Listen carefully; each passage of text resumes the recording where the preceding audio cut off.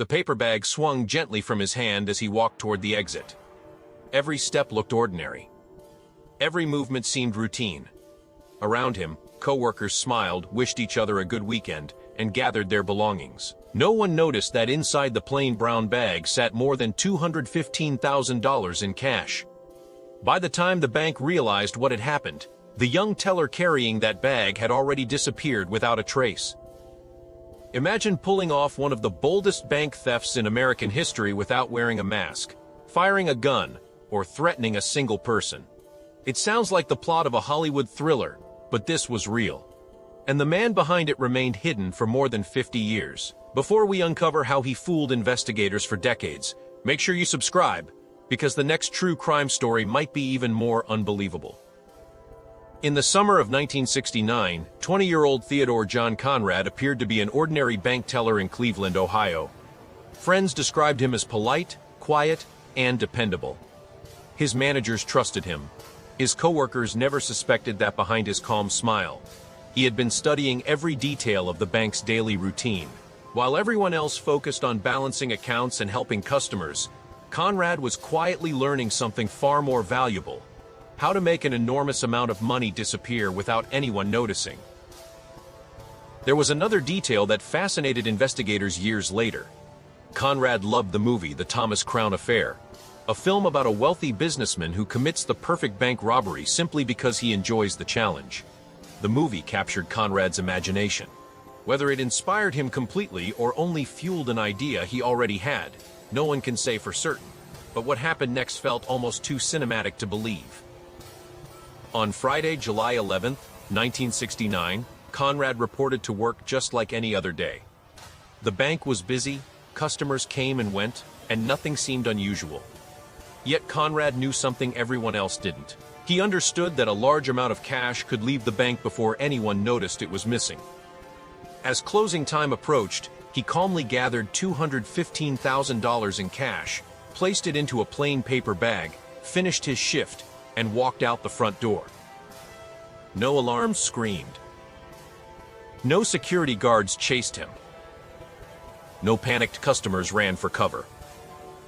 He simply vanished into the evening. The terrifying part wasn't how he stole the money. It was how completely normal everything looked. By the time the missing cash was discovered, Theodore Conrad had already disappeared into a world where every passing hour made finding him less likely. It was as though he had dissolved into thin air. The FBI launched an enormous investigation. Detectives questioned family members, interviewed friends, and followed every possible lead. Wanted posters spread across the country.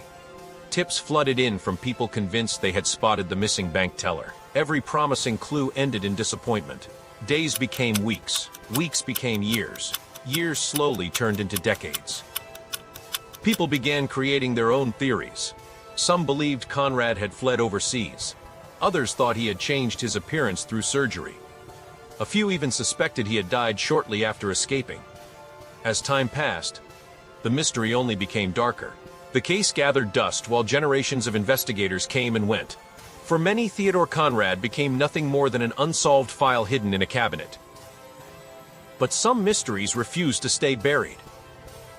More than 50 years after Conrad walked out carrying that paper bag, one determined U.S. Marshal refused to let the investigation die. Instead of accepting defeat, he started reviewing old records from the beginning, searching for the smallest mistake Conrad might have made. Then something unusual appeared. A man living quietly in Lynnfield, Massachusetts, seemed strangely familiar. His name was Thomas Randall. He had built a peaceful life, held respectable jobs, married, and blended perfectly into his community. Neighbors knew him as a friendly, hard-working man. No one imagined they had spent years living beside one of America's most successful fugitives. Investigators compared photographs, family histories, and personal records. Piece by piece, the impossible became undeniable. Thomas Randall wasn't a different man at all. He was Theodore John Conrad. The shocking discovery answered a mystery that had haunted investigators for half a century. Yet there was one final twist that made the story even more haunting.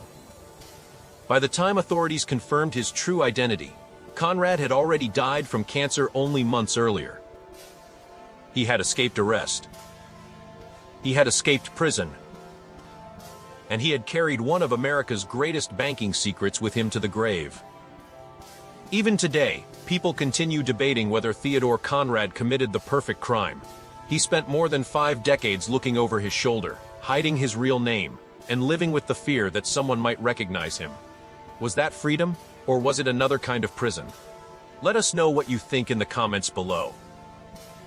If you enjoyed this true crime documentary, don't forget to like this video, subscribe to the channel, and turn on notifications so you never miss another unbelievable case. Because sometimes the most chilling crimes aren't committed with violence or chaos. They begin with one ordinary person, one quiet decision, and one simple walk through a bank's front door, never to be seen again.